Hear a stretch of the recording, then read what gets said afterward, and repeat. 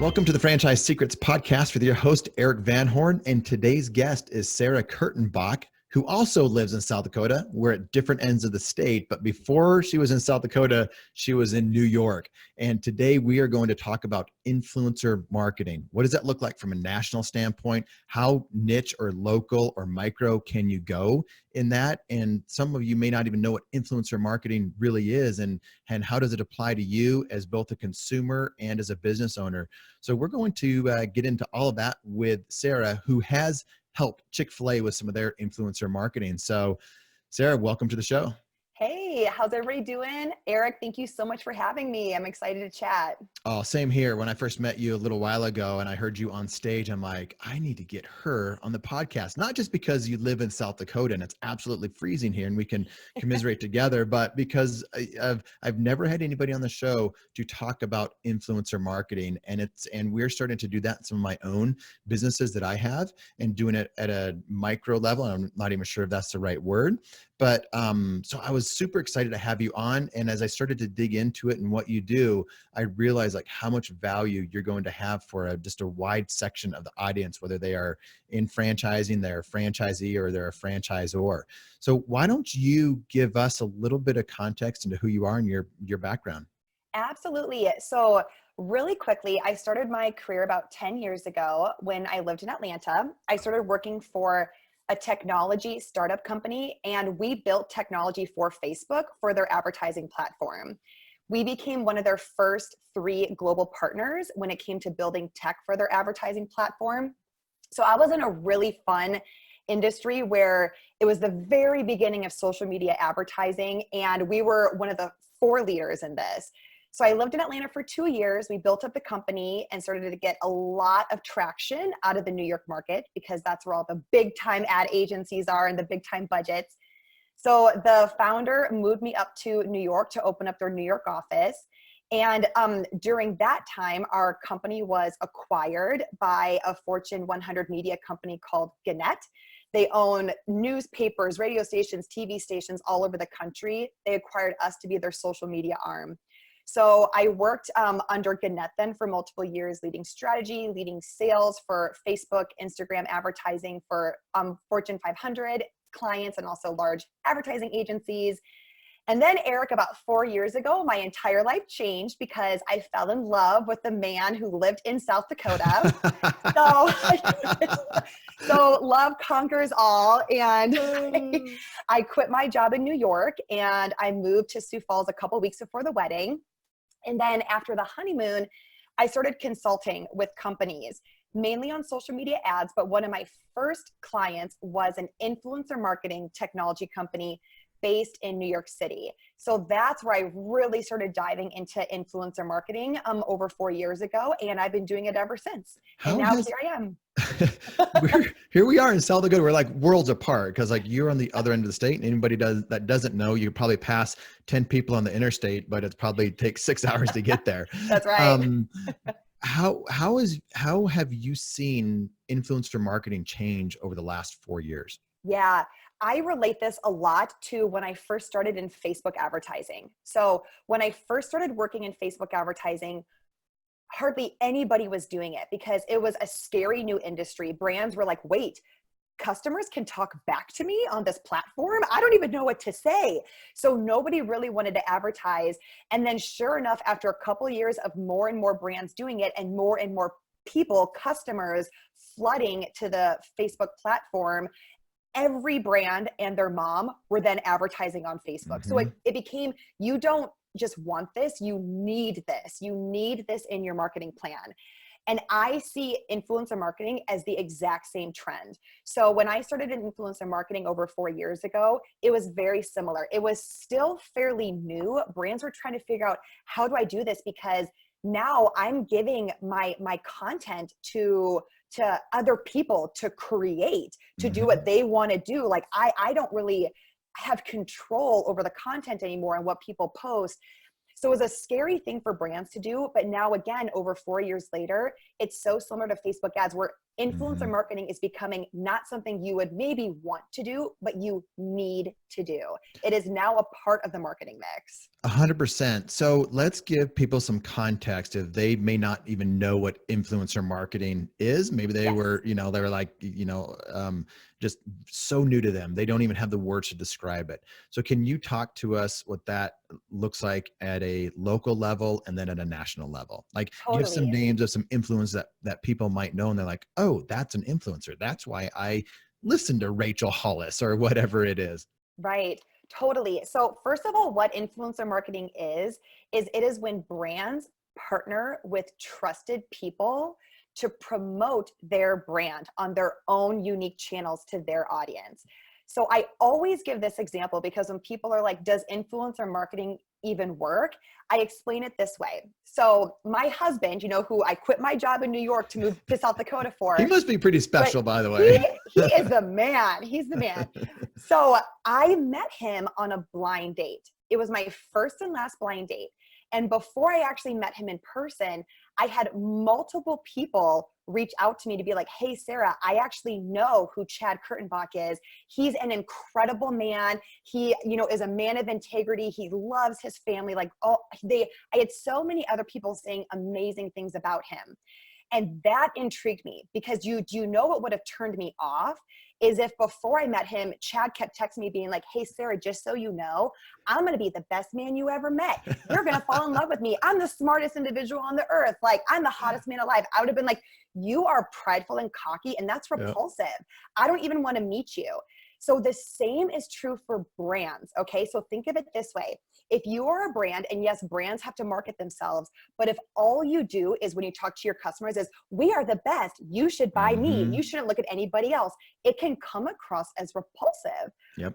But if you partner with influencers to have them speak about how great your product is or your services or your business is, that's where it's intriguing. And that is where the trust factor comes in that makes customers interested in what you have to offer. Perfect. Let's go into Chick-fil-A because you just gave context to it. Let's talk about what it's like in a real life situation because you got a national brand Yeah. who is obviously thinking about influencer marketing, but then you went to a local level and in a big market, but you were doing it at a local level. Can we go into that story? Totally, yes. So a little bit of context. What Chick-fil-A does is they give a lot of their marketing power to their franchise owners. So I was working very closely with the franchise owners in the LA market for this campaign. And what they were doing is they were actually opening new stores. So the goal of this campaign was, I want people in the LA market to know that this is a new store that's opening and to bring a lot of excitement so they come and eat at my store location. So what we did is we put together an influencer campaign where we focused, of course, on influencers who live in LA, but two specific categories, okay? One was people who are foodies in LA. So these are people that other individuals follow to get ideas on, where should I eat next in LA based off of what just opened, what's a new dish, stuff like that. So we wanted to work with the foodies because obviously Chick-fil-A sells food. The other thing is Chick-fil-A is, of course, huge for the family market, right? So they wanted to get mom influencers there with their kids to inspire people in LA to say, hey, if you need something quick for your family to eat, come bring your kids here. We have all these different dishes and sauces for your kids. So that's what we focused on for Chick-fil-A. And then actually what they did is they did a big kind of like a private taste of Chick-fil-A event for the influencers. So there's another idea, is to host like private events for influencers where they can taste all the food, taste tons of samples, whatever your business offers. And then the influencers get tons and tons of really cool, unique content to then post on their social media channels to promote, in Chick-fil-A's case, this big store grand opening. That's perfect. I love it. And then what was the result of that campaign? Yeah, the result was awesome. So we worked with 11 influencers. They created over 50 pieces of content that was all posted in a 3-day span because it was aligned with when the store was opening. And it was mainly Instagram based. So Instagram feed images, Instagram stories. And then we had a couple people write blogs as well too. So tons of content, lots of eyeballs seeing this. And I have in the reporting deck, I have a slide where it's like, these are just some fun comments that people were writing. And it was like, OMG, Chick-fil-A, I can't wait to visit. So all these people were jacked about Chick-fil-A opening and they found out because of that influencer. Do you mind if we do like a little, like, let's help Eric out as he's opening up a new store Yeah. type? Okay. So Yes. I have a yoga studio. Okay. I've never talked about this on any of my social channels or anything yet, but I've got a number of yoga studios I'm going to be opening up in Denver. We Awesome. are in pre-sales right now, meaning we are in construction and we are selling memberships. Okay. And they're at a discount right now. Whenever you are in pre-sales, most people that are in the fitness world know that you give better deals out to the people that commit and sign up before you open. And then after you open, it's not as good of a deal. And it's a real thing. So we're giving out better deals. But how would I look at having local influencers? Would it be yoga instructors? Would it be the moms? Like where do I even go? How do I do this? Yeah. So you really need to start first with asking yourself 2 questions. So number 1, what is my goal? And it sounds like your goal is being able to do these pre-sales. And then number 2, who is your target? And usually within the yoga industry, I love yoga too. So I'm like, oh, I love this. So usually within yoga, it's a very, female centric type of exercise. And a lot of times it can be moms or, girls in their 20s love yoga as well too. College girls love yoga.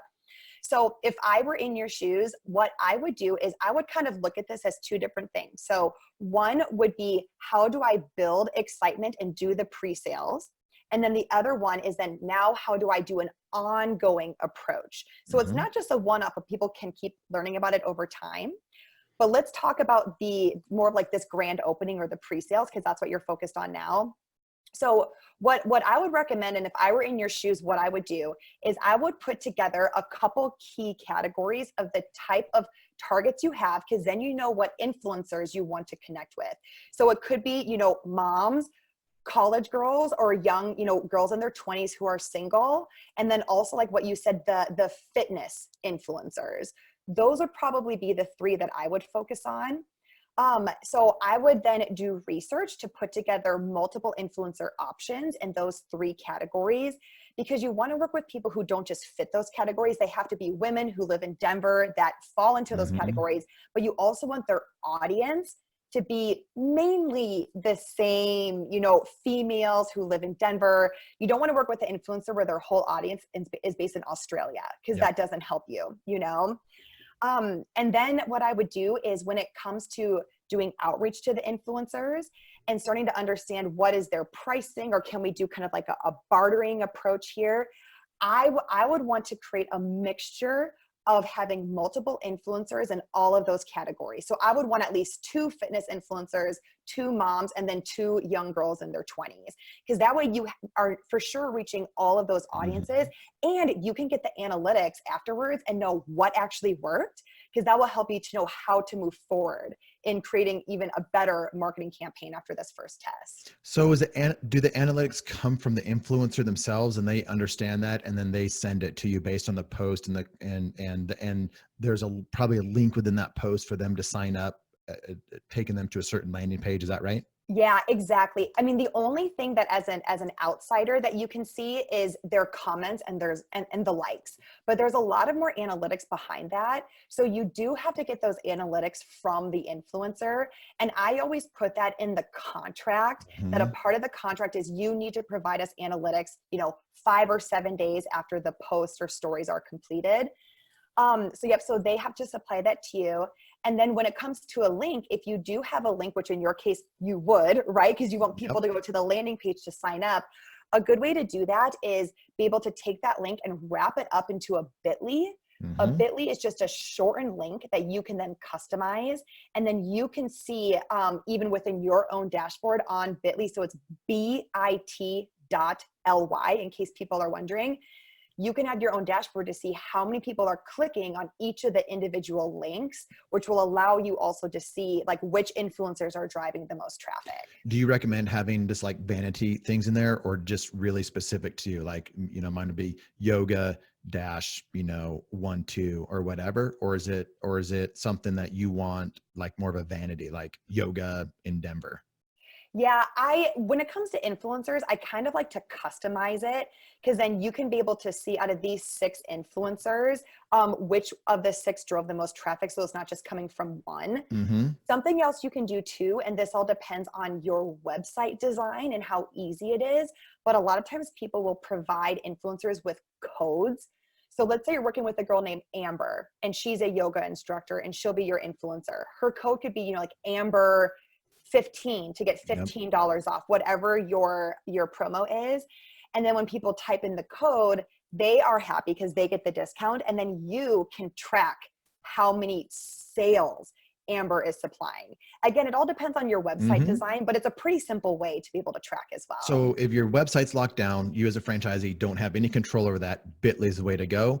If you have more control and you want to track it that way, then you can just do a customized code like Amber 15. Yes. Yep. Exactly. How do Exactly. you go about finding those influencers? Is it just like going onto Facebook and Instagram and typing in, mommy yoga, or like Yeah. goat yoga, whatever it is? Totally. You probably do goat yoga too. We don't, but So there's a couple different ways that you can do it. I will say that the con of influencer marketing is it is still a very manual process. Even when you have tools and technology to help you, you are working with people. You're not working with a platform. You know what I mean? Mhm. So it's still very manual. So just heads up to anybody. But the main 3 routes that as a business owner, if you want to try influencers, you can find the influencers is route number 1. There are multiple different influencer marketing databases, basically technology companies where you type in the filters you're looking for. So like you, Eric, would type in, location, Denver, gender, female, age range, blah, blah, blah, keywords, yoga, stuff like this. Mhm. And it will help to surface up the influencers for you. Some of them are free. There's one called influence.co, which is a free tool. And then you can upgrade to a better one. And then if you are ready to make an investment and do a paid tool, there's like 100 out there. What's your favorite one that you would Yeah. mention? One that I really like is called Upfluence. So just like influence, but instead of IN, it's UP, Upfluence. That's a really good tool as well too. So those are probably 2 of my favorites, both from a paid and a free standpoint. So that can be really helpful to find influencers. The second thing is sometimes even these tools don't pull up all the influencers for you. So you still have to do some searching. So another thing is to do searches on Instagram via like geolocation or certain hashtags, things like that. Another thing is honestly just going to Google and typing in like top yoga instructors in Denver. And then you'll be able to see different like lists or news articles. And then you would still have to be like, oh, okay, so, let's say Amber Smith, she seems like a really good yoga instructor. Then you would manually have to go to Instagram to look her up and see like, does she even have an Instagram profile, stuff like that. But Google can also be a really great way to at least give you names Yeah. of people then you can look up to see if they're a good fit. So what if you don't want to do any of this yourself? Like who's the Yeah. like ideal client for you or somebody like you? Because I can see my team doing some of this stuff, and I can also see at some point it gets overwhelming and it's like we're better off doing something else. Like at what point is somebody ready to engage with you or somebody like you? And at what point are they better off just kind of dabbling in it themselves? Yeah, totally. So if I would say since influencers are so incredibly manual, if you are a solo entrepreneur or you just have a really lean team, you guys probably don't have the time to put together an influencer campaign. And there's a lot of things behind the scenes that go on. And you may not have, again, the expertise or the time to even become an expert in this space. So if that's where you're at, a lean and mean team, you got to outsource, right, Eric? Like, isn't it a beautiful thing as a business owner to just outsource to people who can take care of it for you? I love it. It's I've been the best. outsourcing way more than I ever have before. I've got a full-time guy that does all my social stuff. And he does other things for me. I have a virtual assistant that's stateside, and she's paid very well, but she gets stuff done for me. So I'm a Yeah. huge believer in outsourcing important things and paying well for it. Yes. Yep. Exactly. So I would recommend outsourcing if you are in that position. If you are ready to attempt to take influencer marketing on yourself, I would just recommend make sure you have the time to do it, because it's going to be very time consuming. It's very time consuming to research who are the influencers, also vet them out, because you have to make sure that they're brand safe, they have good content, they're not throwing F-bombs all over, stuff like that. And then doing all the communication back and forth with them, the approvals of the content and the analytics afterwards. So make sure you have the time for that. The other thing is you're probably ready to take this on if you have been doing a lot of content consumption in influencer marketing. You've been reading a lot of articles. You yourself have maybe like dabbled in it with like a friend or two. You're like, hey friend, could you do this for me? Blah, blah, blah. In my consulting, I can either take on the whole campaign or I can teach people how to do it too, depending on where they're at. It's just the time. Time is the biggest thing with influencers. So it'll start to get easier, but right now it takes a lot of time. How often do you do like teaching people how to do it? Like, do you have a course on that? So I'm actually right now creating a course. Before, it was almost just kind of like one-off questions, because I've been doing a lot of it totally myself, where I've been the one that they outsourced to, because people didn't have the time, they didn't know what to do. But now, since influencers are becoming more of a need to have versus I want to have, people are like, maybe this is something I want to bring in house. Same with Facebook, like now a lot of people have their Facebook and Instagram ads in house, or they have their marketing guy do it, where before they outsourced it because they're like, this is a new industry, I don't know what I'm doing, stuff like that. So it's trending. It's so interesting. It is interesting. The other thing I think about too, in terms, like one of the big unknowns. So could I get onto those websites, find influencers, and make sure they're, do an F-bomb search so they're not dropping F-bombs, but I'm sure there's other things with it. But one of the things that I think would concern me the most is, am I getting taken advantage of? Am I providing them something that, too much money, or bartering in something that is, that I don't need to for what I'm getting in return? I mean, is that like, do you see like prices and payment all over the place with some of these influencers, or is it pretty standard? Yeah, so I would say luckily it's pretty standard. And the reason why is because a lot of times these influencers, even if they're smaller, let's say they have 5 to 50,000 followers. Okay. So they're not like in the millions, smaller, but a lot of them, they by now know their what's called a rate card, like how much they can charge per post. And a lot of times these influencers, they want to keep building up their own brand. Like they want more clients. They want to do more influencer marketing. So they want to make sure I'm doing a great job for this brand and I'm not pricing myself too far out of reach. There definitely have been a couple times where I've been running an influencer campaign. Actually, one of them was for Chick-fil-A, where this girl, her price was like double what all the other influencers gave me. And I'm like, dang, that's just really expensive. So I just flat out told her, like, I think you're great, but unfortunately your price is just too high for what we have. If anything changes in the future, I will let you know. And then she actually responded to me saying like, hey, I would actually really like to work with Chick-fil-A. What if I reduce my price to this much? And I was like, that is still actually too high. If you would be willing to drop it to this, we could think about it. And in the end, she actually did significantly drop her rate and we were able to work with her. So that's what I'll do too. If somebody just seems a little bit too high, I'm like, man, you're awesome, out of our price range. And then I'll see what they say. Cause sometimes they will respond to be like, oh, wait, no. I still want to work with you, and then you can go from there. Because it's good for them to be doing this stuff too. They want to grow their audience. So it's a Totally. win-win in a lot of Yes. cases.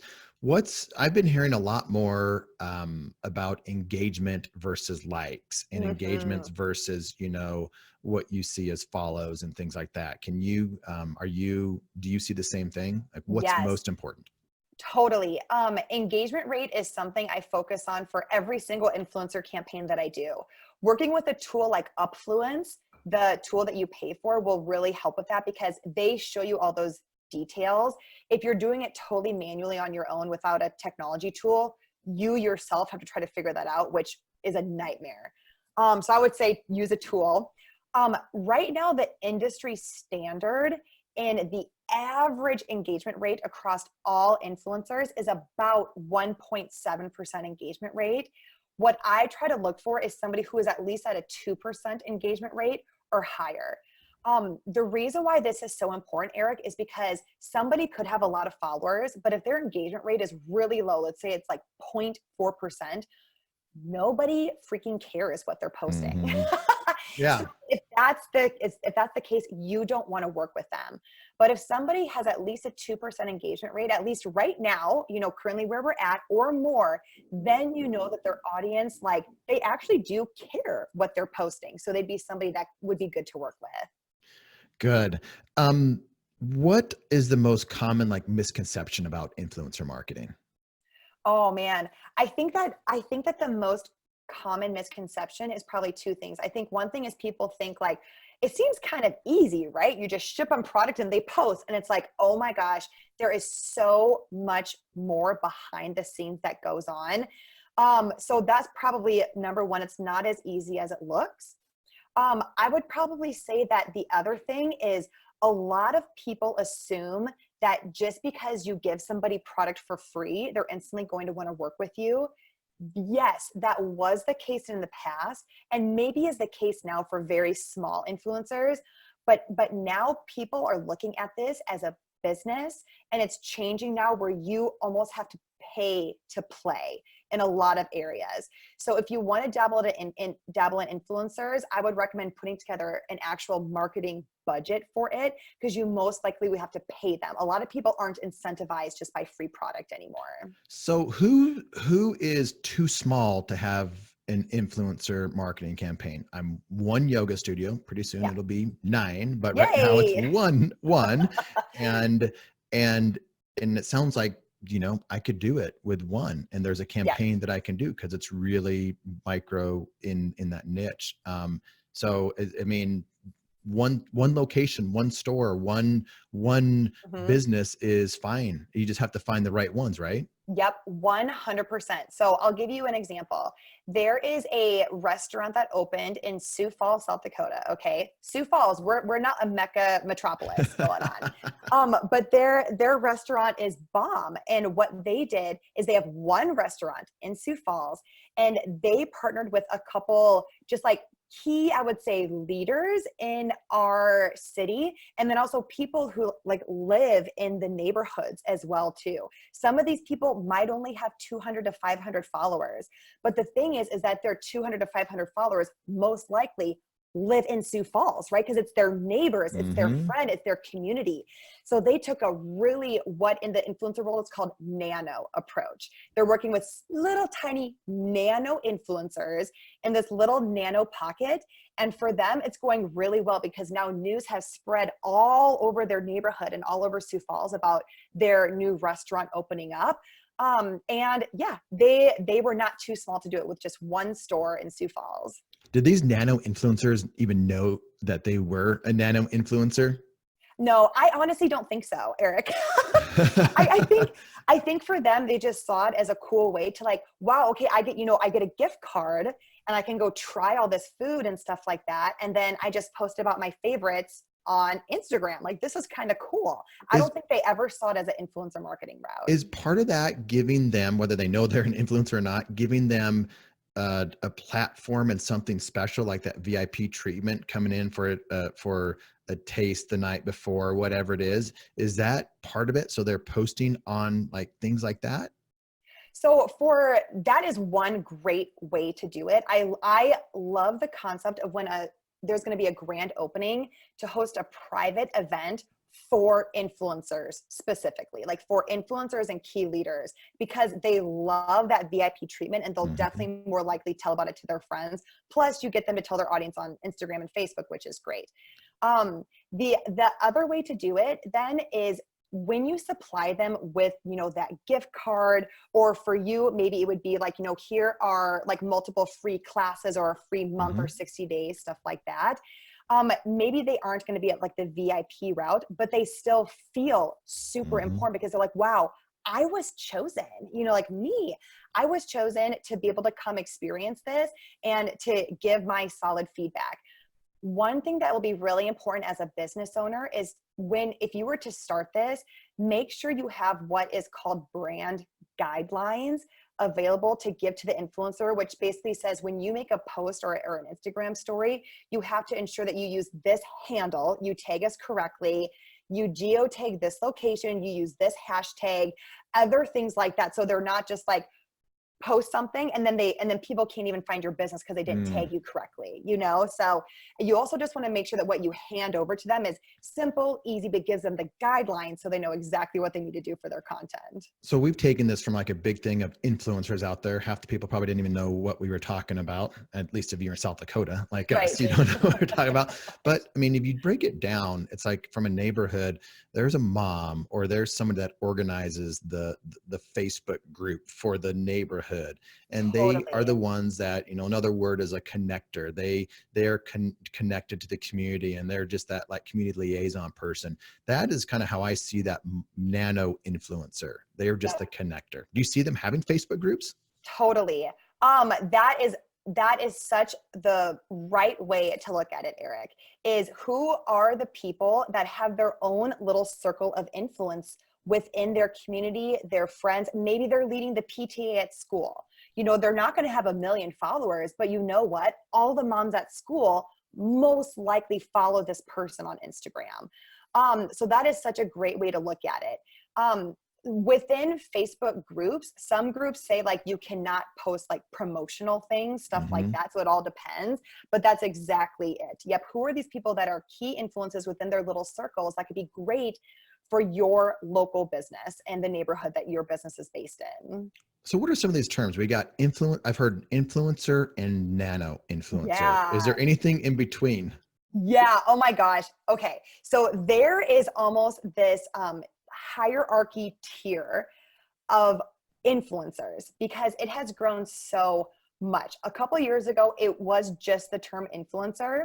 Now it is anything from what is called the nano influencer. So you're like really small, couple hundred to a couple thousand, all the way up to what's called like a macro top tier influencer. And these are the ones who are celebrities, they have millions of followers. And then in between, there's all these different categories that honestly, Eric, change all the time. So it's like nano, and then another one's micro, and then mid tier, and then macro. So it's like as you get Yep. bigger and bigger, they go into different categories. But and the bigger you get, of course, the more expensive they're going to be as well. Well, that's the great thing about it right now. I mean, especially for all the local franchisees and franchisors should be looking at this too, because a franchisor could bring this in-house and have a department that you help your franchisees find these influencers and things like Totally. that. So, I mean, if I'm a franchisor, which is, one of the things that I'm doing, we'll be announcing that later on next year, but I'm, part of an ownership group of a franchisor.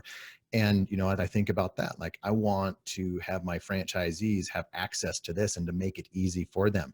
But if you don't have a franchisor that's making it easy for you to find these influencers, I mean, it's really neat to be able to think like, I can do this at a local level and it's going to cost me less. Because a lot of things at the local level cost too much. They're outpriced in the market. I'm Yeah. not going to go and put things on TV or the radio for my one location, but if you can go down into the nano influencer space and it's less expensive, I mean, that's a really big thing. So there are gonna be people that definitely take advantage of this, and then there are gonna be people that just miss the boat. They're gonna be Yeah. paying a lot more money later on. Yes, I totally agree, Eric, because if you're a business owner and if you're going to do a billboard or a radio commercial or a TV commercial, you have really big upfront costs right?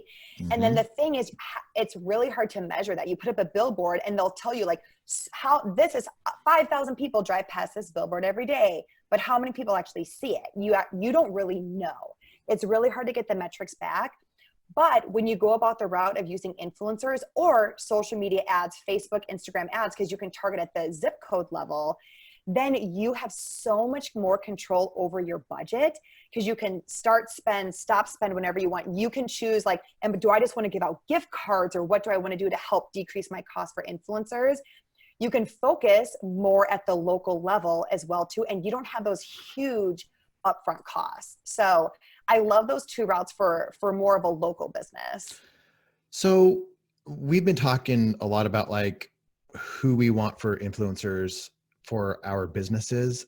Let's look at ourselves as a consumer now. I've been in masterminds. I've been around some of the smartest people in the influencer world. I'm around some big influencers. I'm actually one of the influencers. We're starting a mastermind together. Bedros Keuilian, he owns Fit Body Bootcamp. He has an Empire podcast and friends with all the big influencers out there. And he's been on all their shows. We're starting a mastermind for franchisors to help them grow and scale and really help them sell franchisees. And so we're taking people from, an idea stage of a franchise that want to get ahead of the curve to those established franchises that don't have the sales processes and the ability to generate leads and do all of that stuff. So we're working on that. But the point is, he's an influencer and he's got a massive audience. And so I'm in this influencer world. I am, a small little influencer in the franchise world. But like so I follow people like Bedros and Ed Milet and Gary V, and I follow those guys. But like, who do you follow and why do you follow them? Totally. So right now I am a mom of a 1-year-old boy, and he's the only child that we have. I survived the first year. What? So what I have found for myself personally as a consumer is I tend to follow people based off of the stage of life that I am in. So for example, when I was a single girl living in New York City, I followed mainly single people that were living in New York or Paris or things like that, because I was like, that is what inspired me. When I became engaged, I followed a lot of wedding accounts.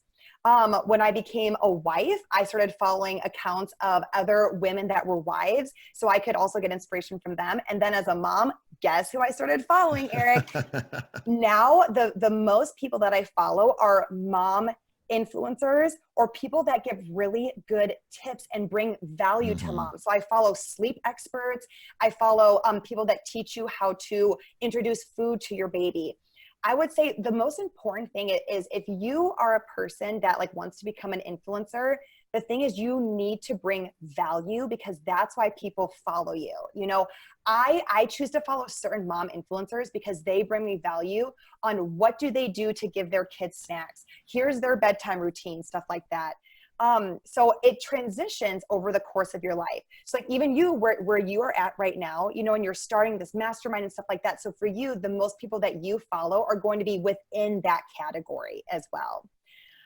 Which is why also for your yoga studio, Eric, if you focus on working with the influencers that fall into those categories of like, fitness, mom, young college girls, those tend to be the community of women that are like, man, I really want to like try yoga, or I love yoga. I want to keep doing it, things like that.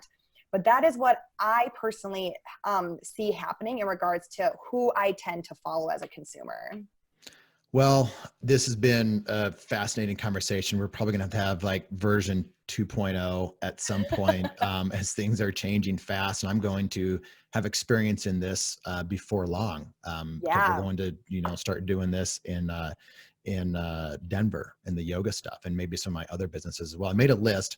I've been writing some of the stuff down, and then I made a list of the people that I'm going to send this episode out to even before it airs. Because I'm like, you've got to listen to this. Yeah. So awesome. yeah, so I've never done that before, but yeah, I mean, just so good. Any last bits of wisdom on influencing or influence marketing that you would like to leave with?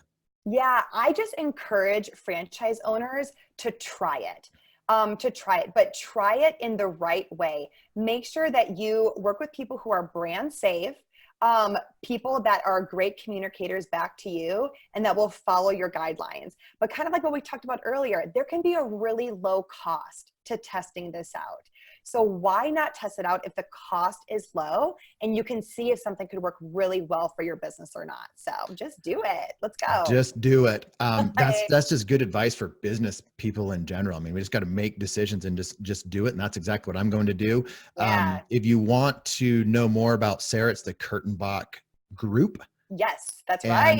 And we will put her website and contact information in the show notes, along with some of the other things like upfluence.com, influence.co, and some of the Yeah. other great resources that she shared with us. So thanks for joining. Really had fun with you today. Thanks, Eric. Have a good day.